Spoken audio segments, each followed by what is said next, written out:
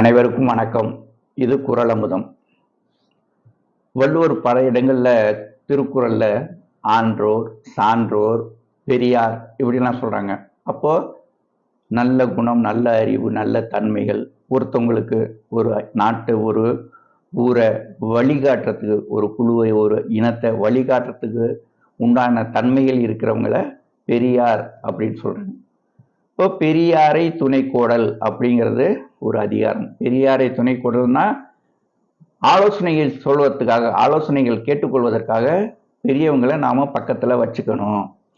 இப்போ புதுசா கல்யாணம் பண்ணி போறவங்க கூட என்ன சொல்லுவாங்க, அந்த வீட்டில் ஒரு பெரியவங்க இருந்தாங்கன்னா குழந்தைங்களை பார்த்துக்கிறதுக்கு, வச்சுக்கிறதுக்கு, நல்லது கெட்டது சொல்றதுக்கு நல்லா இருக்கும். துணை இல்லாம அவங்க கஷ்டப்படுறாங்க. அப்போ பெரியார் பெரியவங்களை துணைக்கோடல், துணைக்கு வச்சுக்கிறது, பெரியாரை துணைக்கோடல்ங்கிற அதிகாரம். குறள் எண் 450. பல்லார் பகைக்கோளலின் பத்தடுத்த தீமைத்தே நல்லார் தொடர்கை விடல். பல்லார் பகைக்கோளலின் பத்தடுத்த தீமைத்தே. பல்லார் பல்லார் அப்படின்னா பல பேர், ஒருத்தவங்க ரெண்டு பேர் இல்லை.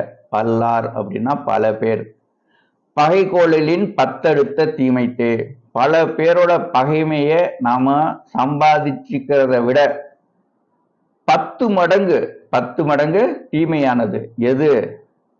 நல்லார் தொடர்கை விடல். நல்லவங்க, பெரியவங்க, அவங்களுடைய தொடர்பு நாம விட்டு விலகிறது.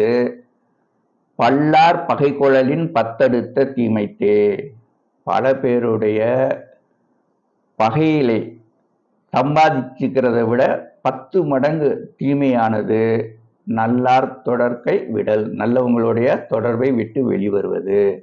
மீண்டும் ஒரு குறளோடு சந்திப்போம். நன்றி.